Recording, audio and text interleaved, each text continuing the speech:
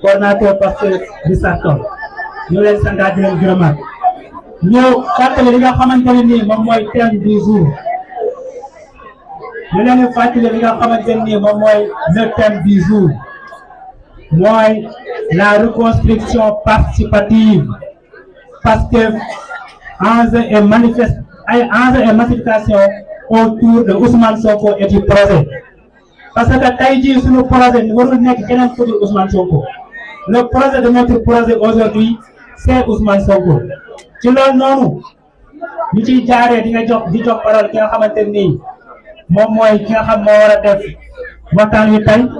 di le DG du port autonome de Dakar bi nga xamante ni ba mu ñëwee port ba léegi Sénégal yëpp xam nañ ni port nekk Sénégal moo ko moom ñu ci profité di remercier bu baax gis nañ sa taxawaay di Ousmane Sonko di santaat na gërëmaat na dina woo tey je crois que le DG du port a décidé de défendre comme ni ko faral di defee mais dafa soo ñëw ànd ak vraiment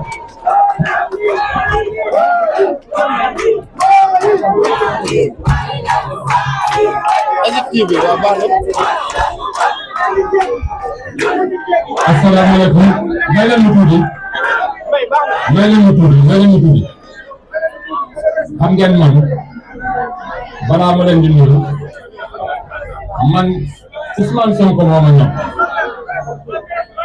daanaka boo ñëwee fii ñu naan waali sax c'est pas ce que je veux li ma bëgg mooy balaa ñoo démarrer balaa maa wax dañ ñëpp jóg ñu defandoo standing ovation pour Ousmane Sonko.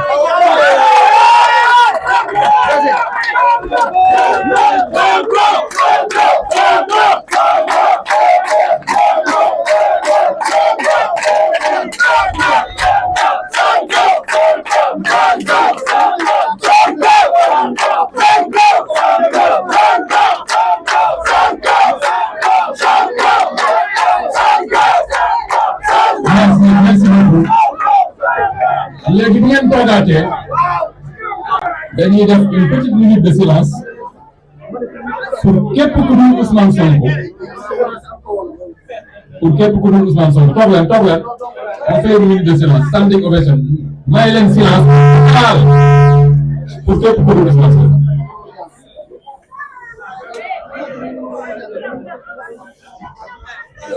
Voilà. Donc dama bëggoon ñu dégg loolu comme ça moo tax ñu jaral ma aujourd'hui comme may mën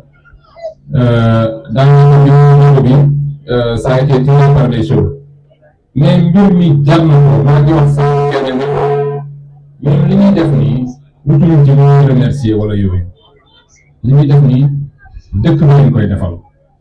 ndax boo gisee ñu topp Ousmane Sonko topp lu ko parce que moom dafa am lu ma bëgg rek déedéet dañ koo topp parce que mbébétam mooy defar dëkk bi te ñun dëkk bi rek la ñu am donc loolu jar na ku ne ci ñi parce que solo gi dañ koy fàtte parfois dañuy yaakaar ni képp kuy politique dafa am lu man nag loolu bokkuma ci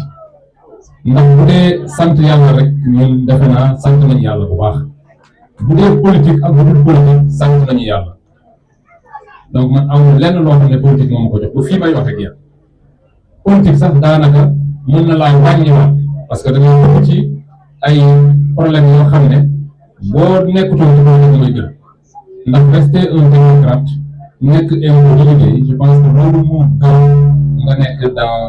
ce débat interminable boo xam ne dafa metti politique boo ko metti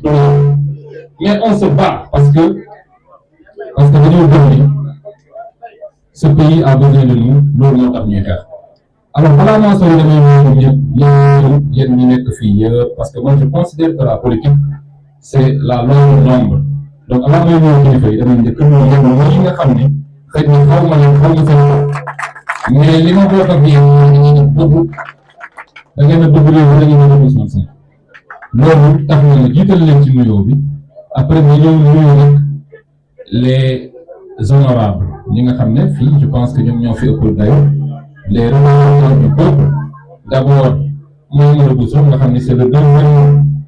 événement que nous vivons cet après-midi li ci am solo rek mooy ci moom cas mooy voilà le prototype de ceux qui font le véritable don de soi parce que moom li muy def wala man li may def fi ñuy tase yëpp du amul lu ñuy wut li particulier mais li ñuy liggéeyal dëkk bi rek la on travaille pour le projet loolu moo tax ñu tase ci terrain bi bu jaree ñu génn Dakar ñu génn Dakar bu jaree ñu dem feneen yëpp ñu dem fi en dehors de même il y a ma sœur man aussi une sœur mais yow damay tàmm di la wax ma sœur Ramatoulaye Ndom député engagé je vois que tu as fait beaucoup de progrès en termes de discours et c'est très très bien yàgg naa leen wax politique discours te discours jafewul booy wax chaque fois di exercer wu di waxal li ne ci yow rek booy wax li ne ci yow nit ñi dañuy comprendre ni kii ça passe ça finit par passer discours bi jafe mooy discours layam mooy maanaam discours de manipulation booy manipuler loolu day jafe parce que tu es obligé d'aller chercher les idées très loin alors que booy wax loo xam ne mu ngi sa xol day génn rapidement et te lu jóge ci xol bu ci xol les gens peuvent comprendre que kii dëgg la nekk. En dehors de Ramadan, il y a tous les coordonnateurs qui sont là, les coordonnateurs communaux. Nyom Touré, mon ami Badji, le doyen, l'infatigable doyen Diop, et la constante de toutes les équations politiques qui se posent dans le département et dans le pays maintenant, le doyen Québec. Moi, je vous fais une mention spéciale.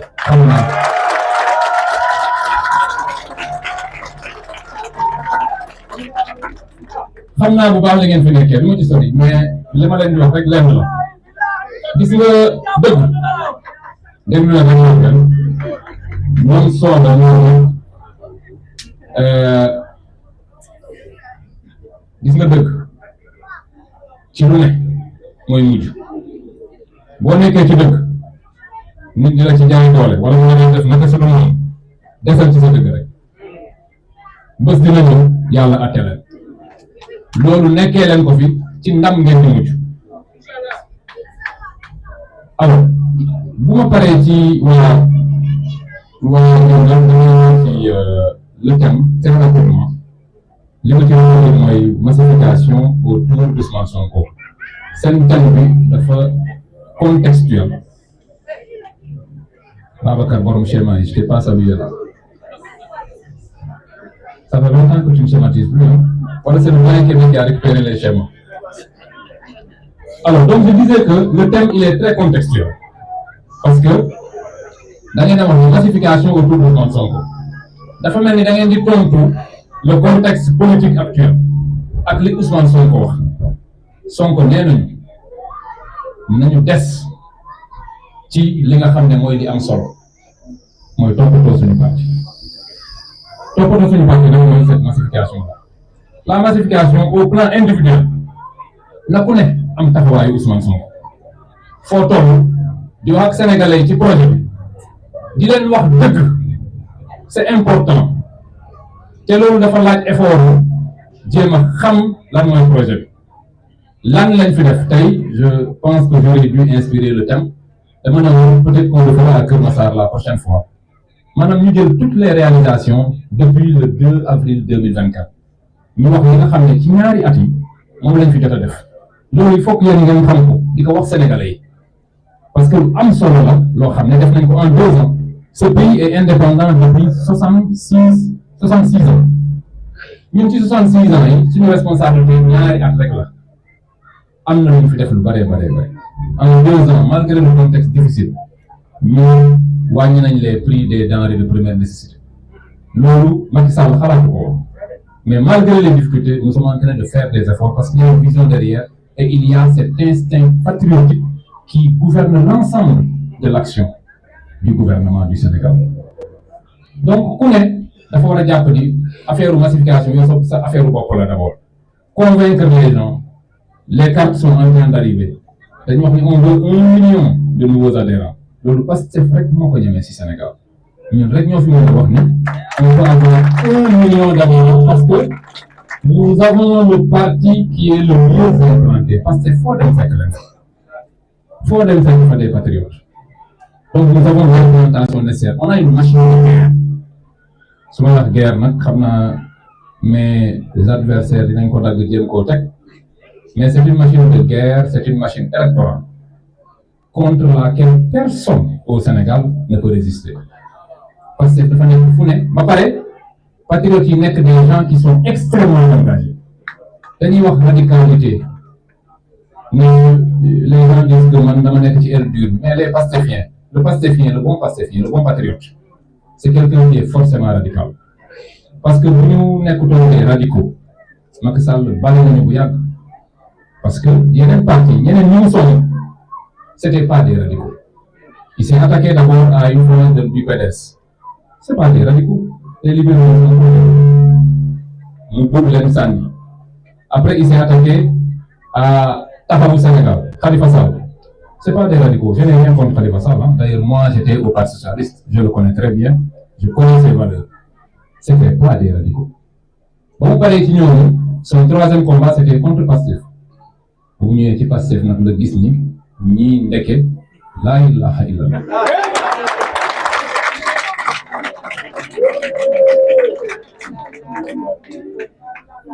dañ ko jox tànk mu jël tànk mu ñëw daal ñetti at dafa mel ni sax l'histoire semble se répéter parce que dafa mel bu ngeen fàttalikoo le 8 mars 2024 lañ libéré Ousmane Sonko tey nous sommes le 7 mars 2026 c'est à peu près la même période qui nous sépare de l'élection présidentielle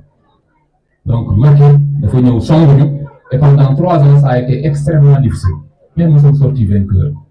Nous ne sommes pas sortis vainqueurs parce que nous sommes plus sénégalais que les autres. Nous sommes sortis vainqueurs parce que nous sommes déterminés. Ci détermination boobu laa leen di wax. Ñun xajuñu ci kenn. jarul ñu toog nit. wax naa leen ko la dernière fois.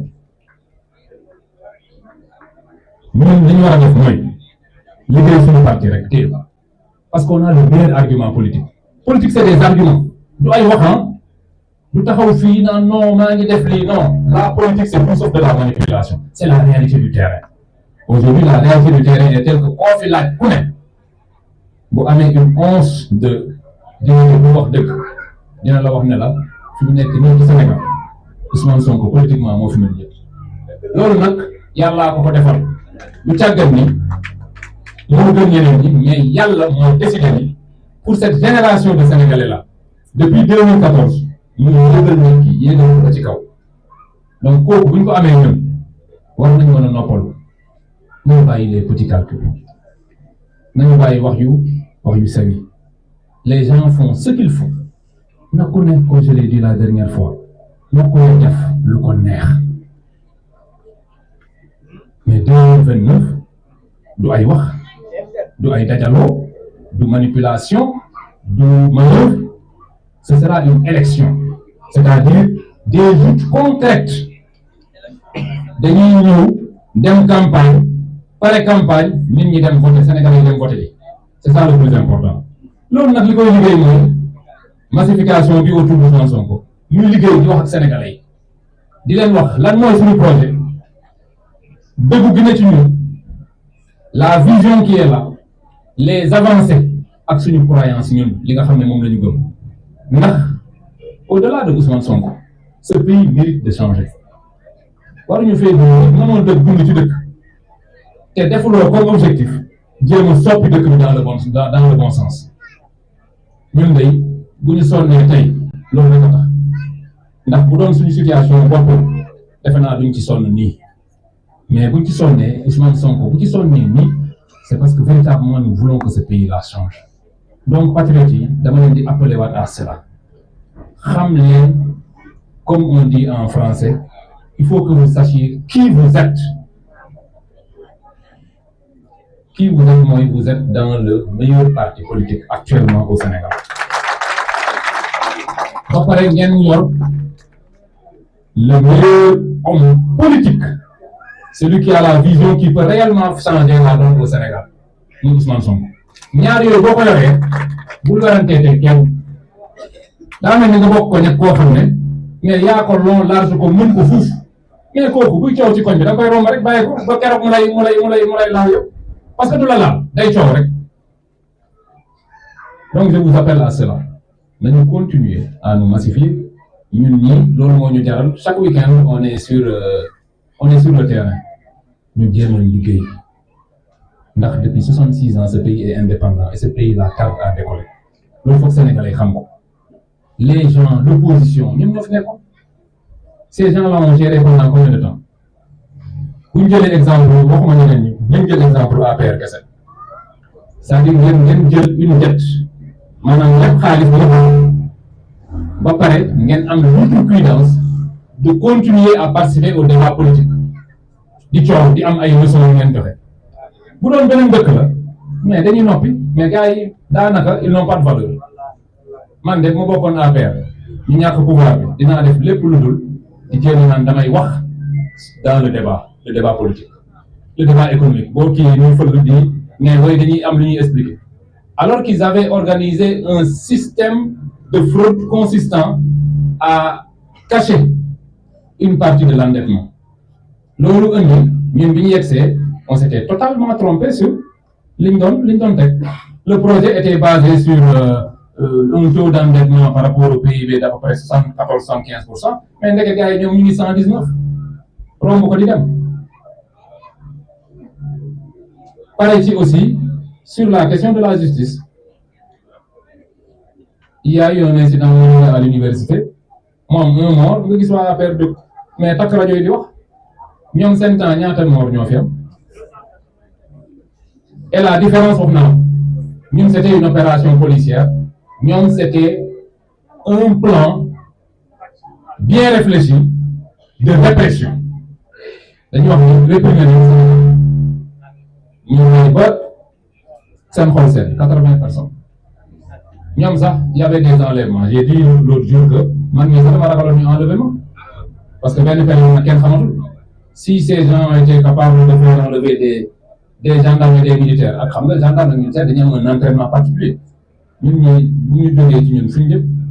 man si quelqu'un décide de m'enlever en ce temps-là mais da nga may enlever rapidement man ak ñun ñoo yem nous n'avons que des connaissances ñun ay théoriciens lañ mais bu dee doole rek amuñu ko dañuy buub rek daaw ak ñun donc ku fi def loolu yëpp ñun ñu ñëw ba téye dëkk bi ànd ak des hommes comme Ousmane Sonko qui ont de l'intégrité et qui ont de la vision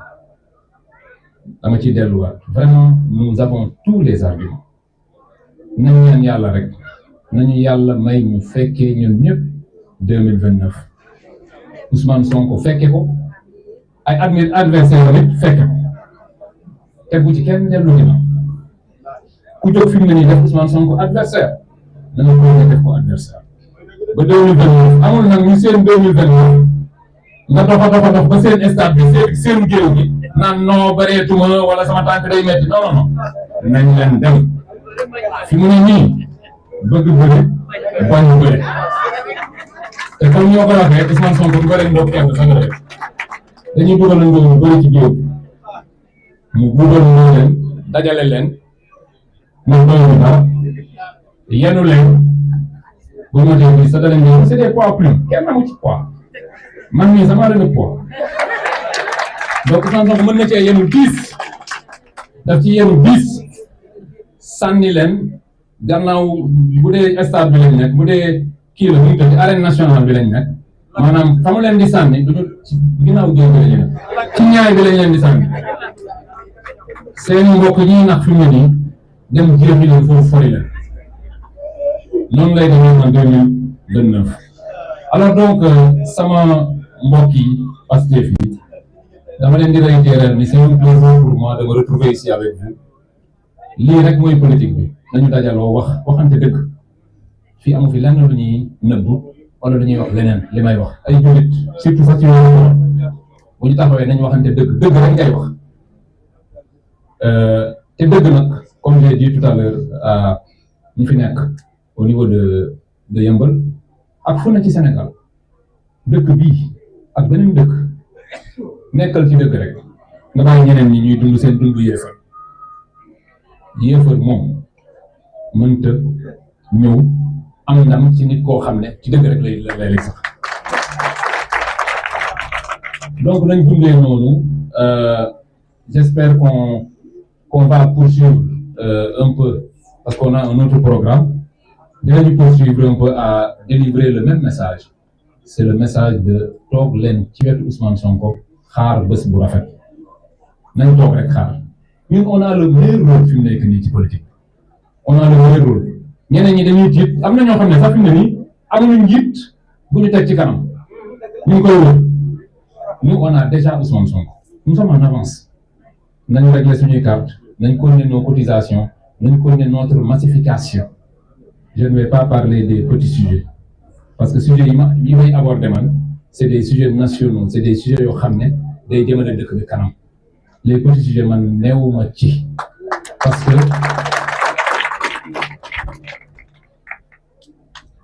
parce que en dehors de Ousmane Sonko ak jàppale ko li tax may jàppale Ousmane Sonko mooy li mën ci dëkk bi en dehors de ça leneen ñoruma amul lu may wut y a pas un poste particulier.